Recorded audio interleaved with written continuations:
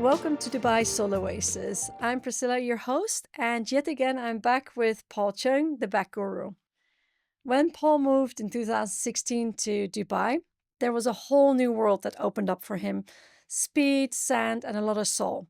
From endurance racing to combat sports and even Hollywood stunt legends. There's a lot to talk about in this episode. Welcome back, Paul. Great. Thanks very much for introducing me again. So tell me, we've had Formula One, we had the Atlantic race.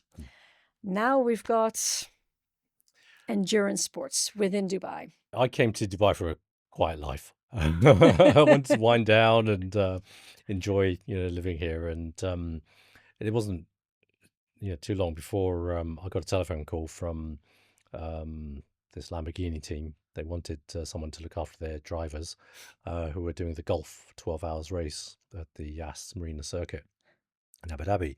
So I said, okay, yeah, I'll do it because I've been there before, a few times with the F1, so I knew the format. And it was just really nice just to do it. Just fun. It clearly shows how addicted I became. And then it wasn't long before then, in January, there was the Dubai 24 Hours. I turned up and I recognised one of the drivers I used to look after in F1, and he didn't see me, but I tapped him on the shoulder and said, "Hey, what are you doing here?" And he nearly jumped out of his seat and said, "Oh my God, I need you to fix my back right now." So I ended up looking after him, plus another driver that I spotted as well. So yeah, it's amazing how some of these guys can then end up doing endurance racing in this part of the world, which I think motorsport's fantastic here. Everybody loves their cars. Everyone's a petrol head. So yeah, I think it was. I felt like I was in the right place. But going on to the endurance aspect of it, so when I started to look after a polo team, the riders and also the horses, I also started looking after one or two of the endurance horse races. It was incredible to go to some of the stables and treat some of these horses that race through the desert, doing 4 crazy long loops, making a difference to them. Yeah. But it wasn't just that. It was I got involved with other sports such as world powerlifting, the jiu-jitsu as well, world championships a few times in Abu Dhabi, and also the Muay Thai kickboxing world championships as well. To immerse myself into different sports and testing my skill set and making a difference to all the competitors was actually a very big thing for me. It was nice to come to Dubai, not only for a quiet life, but also have a mental distraction from all the crazy stuff I've done in the past. Yeah. A friend of mine, Terry Grant, he's a very well-known stunt driver, and he's done a lot of films for Mission Impossible, James Bond movies. Also, I once rang him up. I said, "Hey Terry, what are you up to?" And he says, "I'm dressed in a German uniform." Okay, stop there. And he goes, "No, you got to listen. I'm dressed in a German uniform as a policeman, shooting a new film by Guy Ritchie." I said, "Oh, what film is this?" And he says, "A Man from U.N.C.L.E." Yeah. So that came out a few years ago, and Yeah. so yeah, he was in there doing loads of stunts for that. So here's a guy who's worked with amazing people like Daniel Craig, Tom Cruise, etc., etc. I met Terry actually years ago at the Race of Champions car racing event. And that's an annual event where it was started up by the famous French female rally driver, Michelle Mouton.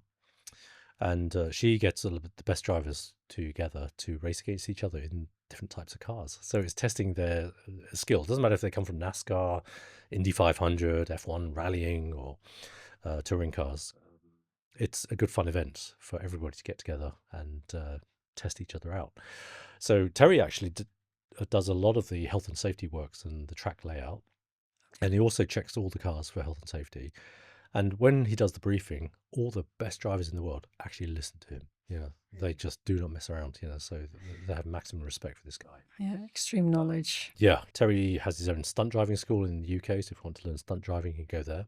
And every so often he gets called up to do the films. In fact, 2 years ago, I was in North Sweden at the Race of Champions doing a snow and ice event.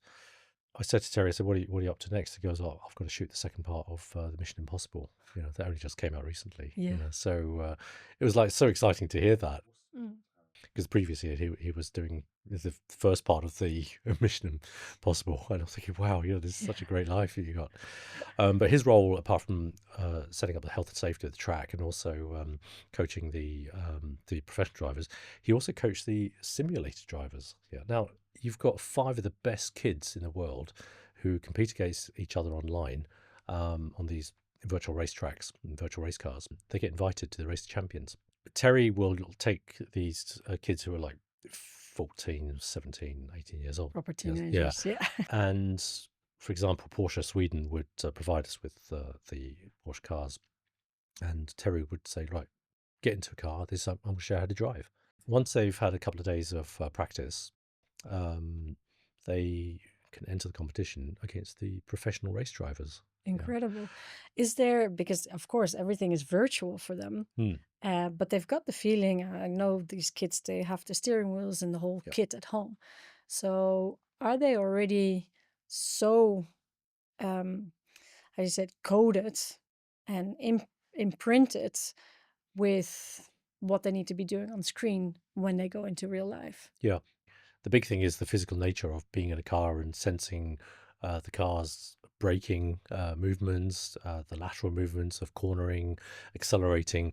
They've got to get used to that. Yeah, sure, some of the home simulators may give you a little bit of mimicking, but some of the very sophisticated ones will actually have hydraulics that can move things around. But that would probably give them an advantage, but most of them will just have the static versions. And once they've had some time to adjust to driving a real car, then they're ready to go against these professional drivers in the heats. There was one time when one of the drivers beat 4 times world champion Sebastian Vettel, and everybody in the room watching the TV screen thinking, did that kid just beat Sebastian Vettel No, in one of the no. rounds? Yeah.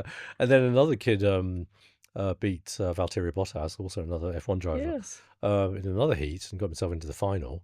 And they just couldn't believe it. Yeah. and so this attracted a lot of attention. And a couple of these kids got invited to join the race academies for McLaren, for example, to start racing. So it's amazing how the fun things they were doing in the lounge suddenly Yes, launched their career in exactly. motorsport. That they Yeah. weren't planning on. Yeah, Right? that's right. Yeah. Yeah. It's incredible. So as you see from your change of environment, I mean, before you were based in the UK, then you moved to Dubai, completely different. But there's still a red thread through everything, and that comes every time back to the motorsports. Every year I do the race champions, and they bring me up and they say, look, can you come to this event? Can we're having it in Riyadh or Barbados or Mexico City, and it's just great fun to tell the missus, hey, I'm going to Mexico City, or oh, can I come as well? Yeah. As long as you can help out, that's fine. And then another event that I've been doing for the last few years is the Abu Dhabi Desert Challenge, which is a 5-day race across the Liwa Desert, empty quarter. We swap cars for that. Yeah, that's right. Yeah. I need your Ford Expedition to transport all the medical equipment and I got things. lucky to drive your Porsche. It's a good swap, it's a fair swap. And then, every year it's just got busier and busier. And I'm really glad to say that every time I turn up for the event, I've got people waiting for me to see me before they start the event. But the good thing with that event as well is that your son comes and joins you. Yeah, so Danny is a chiropractor as well. So I'm very proud that he's done 2 desert challenges now. It is a lot of fun because you're out in the desert. So you can see the sunrise in the morning and see the sunset in the evening. You're in the sand dunes. One of the other amazing aspects is that race control will sometimes roster us in to fly in the search and rescue helicopters. Usually have 3. They get flown out to different parts of the course. You could be flying 20 minutes, maybe 40 minutes out into the desert, and you see such amazing landscape. Gorgeous. From incredible dunes, which are different colours, to flat salt plains, that you think, wow, how come that's so flat and so grey and white? Obviously the desert must have been under the sea at some point.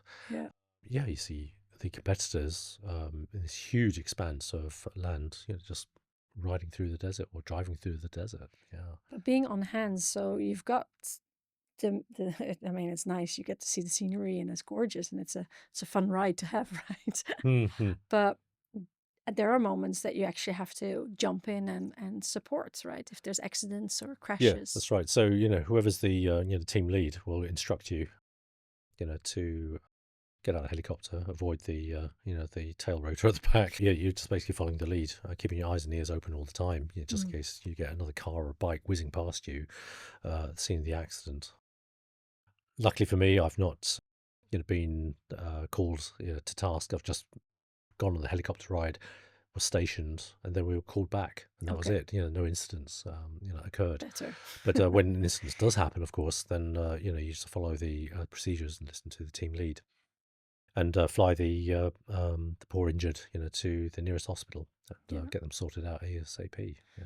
But how is it? Because the landscape is so different than the UK. Slightly. So that must be quite a nice change for you. Yeah, I don't know what it is about the desert, but it just looks beautiful and magical, Mm, and it holds so many secrets. And I guess, like the ocean, you'll never understand it, but yeah. it's very beautiful nevertheless. How impactful is the sport for their bodies? Because their cars are properly equipped, but still Mm, there is the impact of the dunes, mm. the drops, the hard stops, everything. I mean, Yeah, what does that do it's to the body? Is that very different than a Formula One driver because they have a fast car that has different impacts again? How can we see that? Yeah, the Desert Challenge apparently is probably one of the toughest races. Even though Dakar might be 2 weeks long, the land speed is actually much higher. So there's plenty of rocks and undulations and so on. But Desert Challenge has these incredible dunes. There's a lot of motion, compressions, peaks, some very unexpected ones. Sometimes due to the sunny glare, you can't see where you're going, and it's very tough, for both the riders and the car drivers. One of the things that one driver who became a rider, or the other way around, he said that when you're in a car, you're just looking through the visor and the windscreen, you can't see anything else. But when you're a rider, you can at least stand up on the pedals and actually have a much better view of where you're going. Accidents will happen. Sometimes the sand is so soft that you just plow into it, and you could be doing 60, 70, 80 miles an hour, and then suddenly you come to sudden stop because you've plowed into Yeah, some very, very soft sand. And unfortunately, riders, they have, caught themselves flying over the handlebars, or even caught the handlebars whilst they're flying over them, broken the hips, broken the pelvises, and fractured the collarbones, etc. So if they can't press the emergency button, the race control actually have GPS tracking. If for some reason one marker has actually stopped moving, they will send somebody out to have a look and see what's going on. And quite often they will be able to extract them in a very, very short space of time. You've also got on the ground sweep team.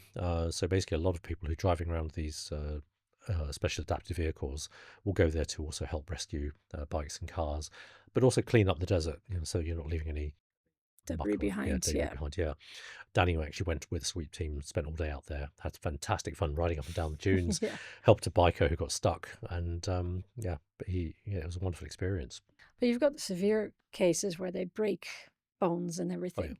But you've got also the cases that have sailed through the whole challenge, Mm. but the impact is still very strong on their bodies. This is where you come in again, of Yeah, course. that's right. So the medical centre that we set up in the bivouac will have the treatment facilities, not only for the first aid and the paramedics and the EMTs, to help out, but we've got our own little section, where we can do the musculoskeletal stuff.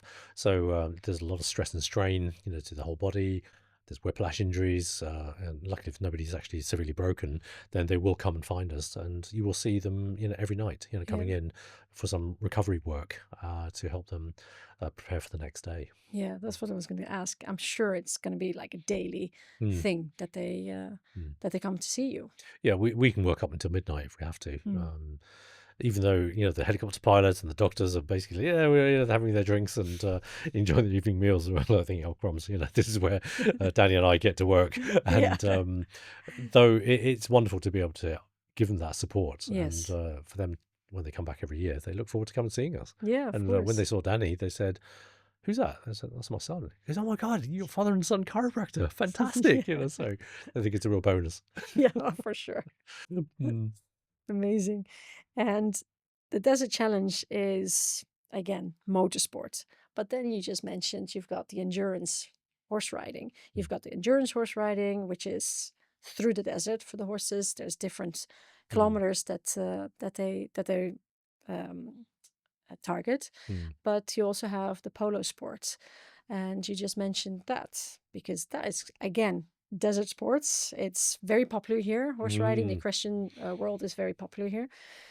But how different is that again to the motorsport?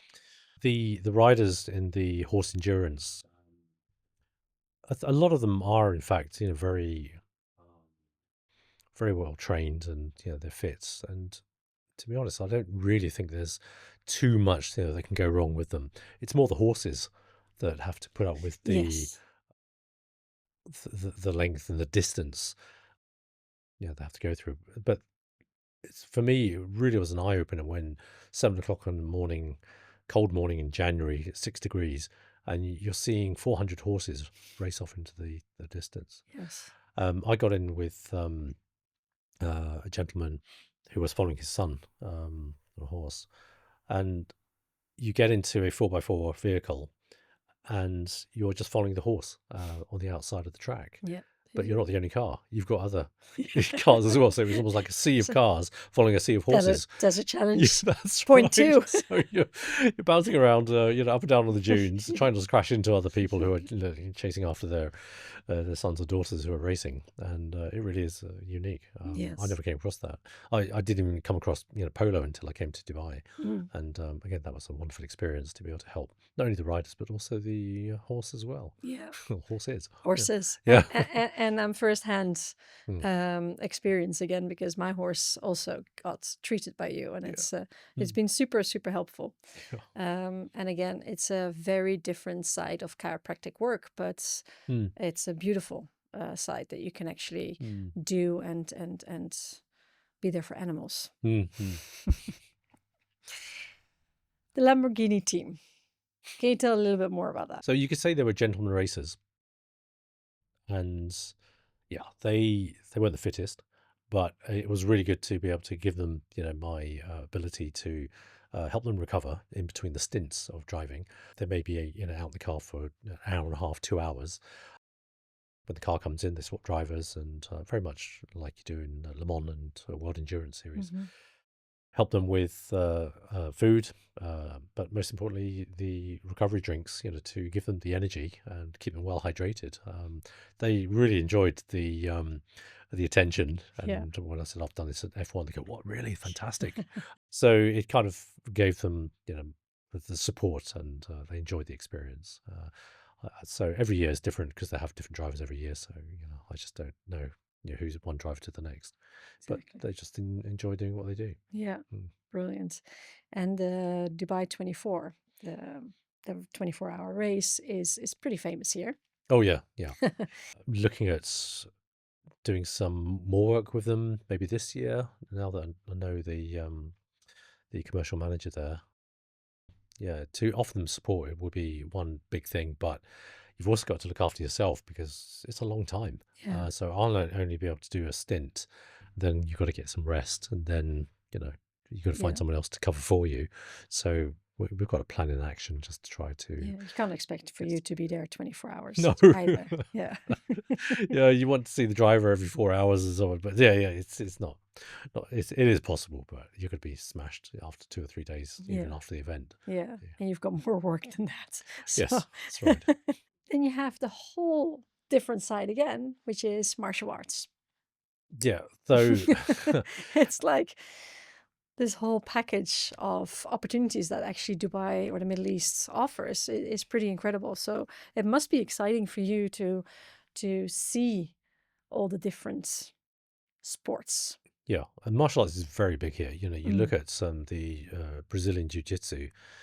Even my son Bruno went training for about a year and decided to stop because he was coming back with too many injuries. he was that enthusiastic. Though, at this professional level, it's unbelievable. They love the martial arts here. And when we working at the Abu Dhabi World Championships, a lot of the stand countries Turkmenistan, Tajikistan.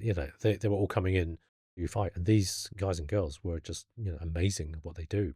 The speed and the endurance they have, and taking the knocks, they were unbelievable. And muscle testing to look for problems in their bodies, they are really, really strong, very fast, and very reactive. Very similar to a Formula One driver, in fact. Really, Yeah, really. I think out of the two different types of athletes, when you look at their strength and their reaction times, they're pretty much on par with each other. Yeah. Wow. But of course, an F1 driver's endurance could be very different to, Yes, of course. say, jiu-jitsu fighter. Yeah. So I sort of looked at the martial arts aspect and decided, okay, I'll cover Muay Thai as well. Though there are so many other sports, I've been asked to go to different countries around in the region to cover it in Saudi, to cover it in Qatar. I said, look, I've got too much on my plate. I can't do this. We just need to clone you. I came to Dubai for a quiet life. And, so, Here you go. So I decided to say, no, I can't do it anymore. Yeah. But incredible, though, that you're able to experience it and be part of it again. Right? Yeah, absolutely. I think as I get further into private practice, looking at all the different sports, I think I'll just stick to motorsport and helping drivers achieve, but also be on the sidelines to watch the competition and love the sound of the cars, bikes, and just do something I've loved from a long time ago. Yeah, absolutely. And maybe you can tell us a bit more about your relationship with Terry and all the things. As you said, he has a stunt school. He still works in Hollywood, doing the stunts for these incredible large movies. How do you work with him? Every time we meet up at an event like Race of Champions, for example, I've got to sort him out because he's smashed himself up so many times and he's been waiting months to come and see me. And sometimes he might just fly into Dubai and he'll have a spare half day somewhere and we'll try and catch up, sort him out so he can do what he does. Again, I messaged him last night because there's some work for him here in the next few months. So he said, great, he's doing a show in Bahrain next month and he's going to nip into Dubai, so we'll catch up again. So, we'll meet each other every so often. So we've always had a wonderful working relationship. I've known him since 2008. Since I was doing the Race Champions, and he's the main man, to care for, because then he looks after everyone else as well. Absolutely. He also has a stunt biker, a guy called Lee Bowyer, who's fantastic on bikes. So the pair of them, he'll be in the car, Lee will be on a bike, and they're pirouetting around the racetrack, wowing the crowds, jumping all over each other, and it's just like, how do they do that? You get first-hand show. Yeah, exactly. Yeah, when they're First row rehearsing seats, right? And then one day Terry comes to Dubai, to Global Village. So there's a motor stunt show in Global Village. Is there? And there's a fantastic loop, that's huge, and you can drive a car and do a loop in the car like this, and so the crowd see that and think, wow. So some of the stunt drivers that I've met at Global Village, again, they've got fascinating backgrounds. So some of the guys and girls there, and they're there sort of like chasing each other around in bikes and cars and flamethrowers and tanks and such like. They've also been extras or starred in films, big films like Mission Impossible, ninja films, martial art films, you name it, as extras. And yet, to me, they're unsung heroes, and yet they love what they do. So they have a season in Global Village, and then after that, they got a season back in LA. Doing whatever stunts, doing a Jason Bourne movie or another Mission Impossible or something. So, and these people are fantastic to work with. They're really humble. And it's a top sport on its own, right? Yeah, that's right. They've got to keep fit. They do their martial arts. They rehearse. They stunt drive. And some of the stunt drivers, not only just Terry, but some of the other ones, they're phenomenal. I wish I could do what they do. That's pretty cool and very unique to have a stunt school. I mean, you don't hear that every day. No, that's right. Because every year, January in the UK, Terry would be the main feature of the Autosport exhibition or show. So it's held in the Birmingham National Exhibition Centre. He would be in a warehouse, and so everything's undercover, so he could actually do the car stunts inside, this giant arena Really? to wow the crowds. And his motorhome would be behind the screen. That's where I'd be, sort of knocking him into shape before he gets Yes. back out in his stunt cars and uh, Knocks wowing the everything out crowds. and has to come Yeah, back to you that's again. right. Yeah. So yeah, go back a long way. Yeah, amazing. Oh, fantastic. So that's exciting. So Dubai has given you a very broad spectrum of exciting 1001 stories. Totally, totally. And then it doesn't even stop there because, working in not only sports but industry, we've Yeah, got Emirates Airlines yeah, and we look after a lot of the crew and pilots, from the industry, engineers as well, and people who work on the ground. So that's a continuing, sort of project every day. I'm seeing a few crew. I just think it's again important, as we spoke about in the previous episode, how important it is for business industries to mm, look after their employees for sure. and get the best out of them and keep your business sustainable. Yeah, Yeah, yeah, absolutely. Thank you. you're welcome. Do you have any other experience that you like? "Oh, I would love to share that, or I've thought about, or I'm missing." No, pretty much covered it all, I think. I think so. Yeah, for now. What a journey, amazing journey. You see what you can do as a lifestyle change, but still continue with the passion you have for your work and Mm, the field you work in. And it's beautiful to see the red thread through mm, everything. mm, And it's beautiful to see the long lasting connections that mm. you sustain and keep with the quality of work you deliver. Yeah, keeps you alive, keeps you going. Keeps you going, keeps keeps Yeah, you off the streets, as they say. exactly. Yeah. Well, I really want to thank you. And again, thank you for your enthusiasm. And I can't wait to unpeel some more of that layers that you have Oh, of all okay. the Yeah. incredible stories you have to bring. But we're very happy that you're in Dubai. That's for sure. Great. Thanks very much. Great to be here. Thank you.